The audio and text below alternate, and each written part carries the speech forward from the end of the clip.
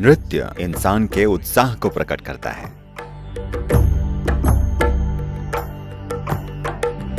भारत में हमारे जितने भी देवता पूजे जाते हैं वे सभी नाचने वाले देवता हैं। नृत्य कई तरह से आपके संतुलन की परीक्षा है।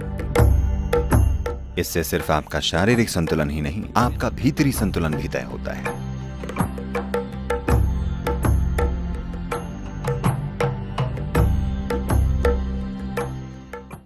मैं बहुत खुशकिस्मत हूँ कि मुझे आज आपसे एक सवाल पूछने का मौका मिला। सद्गुरु, आपसे मेरा प्रश्न यह है कि क्या भारतीय संस्कृति में ऐसा कोई नृत्य है जिसे औषधि नृत्य भी माना जाता है? क्या आप लोग नृत्य को एक ऐसी चीज़ मानते हैं जो उपचार कर सकती है? आपका बहुत बहुत धन्यवाद और आपकी यात्रा मंगलमय हो। नमस्कार मिशेल, आपसे बात करके खुशी हुई। आप नृत्य करती हैं। मुझे आपको बताना चाहिए, मेरी बेटी जो 30 साल की हैं, बस अभी 30 की हुई हैं, वो भारतीय शास्त्रीय नृत्यांगना है। ये नृत्य का एक बहुत ही जटिल और प्रगतिशील रूप है, जो एक समय में बड़े पैमाने पर भारत के मंदिरों में पूजा के रूप में और भेंट के रूप में विकसित हुआ था, पर आज इसे मंच पर भी किया जाता है।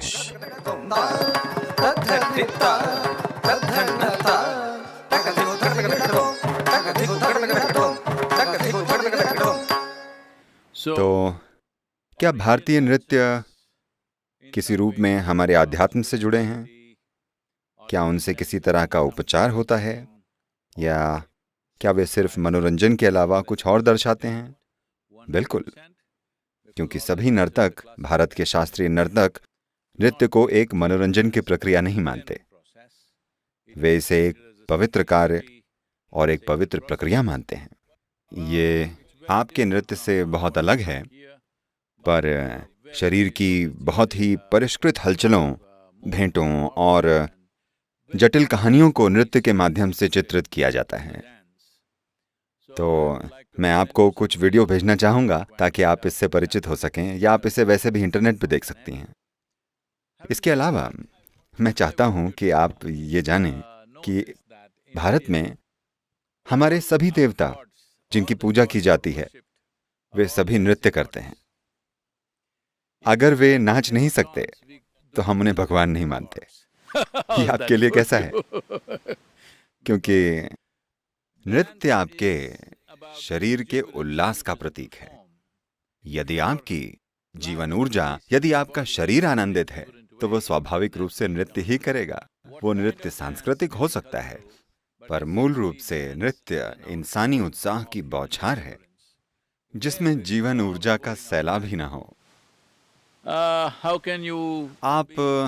आप ऐसी हस्ती को ईश्वर कैसे कहा जा सकता है? तो हमारे सभी देवता नाचते हैं। तो ये हमारी संस्कृति में बहुत गहराई से समाया हुआ है। पर जब हम भारत की बात कर रहे हैं, यहाँ सब कुछ एक सा नहीं है। भारत एक विशाल देश है। यहाँ एक समय में 19,000 से अधिक भाषाएं थीं। अगर आप ड्राइव करें तो हर कुछ किलोमीटर बाद आप देखेंगे कि लोग दिखते अलग हैं, खाते अलग हैं, उनके कपड़े और संस्कृति अलग है, उनका संगीत और नृत्य अलग है। तो हम भी संघर्ष कर रहे हैं, इन चीज़ों को बचाने के तरीके खोज रहे हैं, क्योंकि ये बहुत जटिल और फैला हुआ है। पर आज कुछ रूप बहुत अच्छी तरह से, क्या कहें, चलन में हैं। कई युवा उन्हें अपना रहे हैं और उन्हें मंच मिलता है। लोग उन नृत्यों को देखने के लिए पैसे भी खर्च करते हैं। तो इस पीढ़ी में ये नृत्य फिर से जीवंत हो उठे हैं।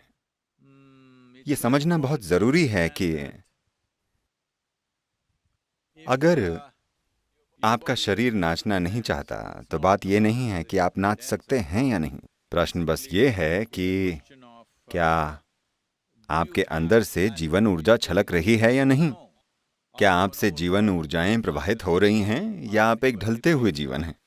तो जिस आयाम को हम नृत्य कह रहे हैं, अगर हम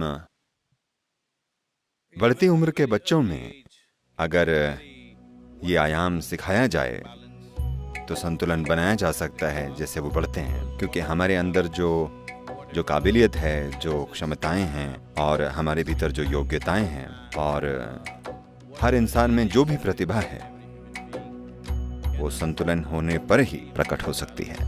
नृत्य कई तरह से आपके संतुलन की परीक्षा है। इसमें सिर्फ शारीरिक संतुलन ही नहीं, आपका भीतरी संतुलन भी तय होता है। संतुलन के बिना आप नृत्य नहीं कर सकते। ये हर संस्कृति के लिए बहुत ज़रूरी है कि इसे वापस लाया जाए, और ये बहुत अच्छा है कि आप अमेरिकन नृत्यों को वापस ला रहे हैं। और मैंने अभी आपका एक छोटा वीडियो देखा।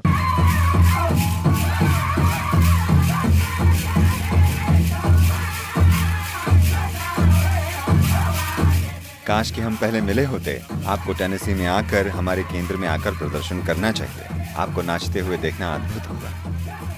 मैंने देखा कि उन भारी घंटियों के साथ ये काफी मुश्किल रहा होगा, पर आपने अच्छे से किया।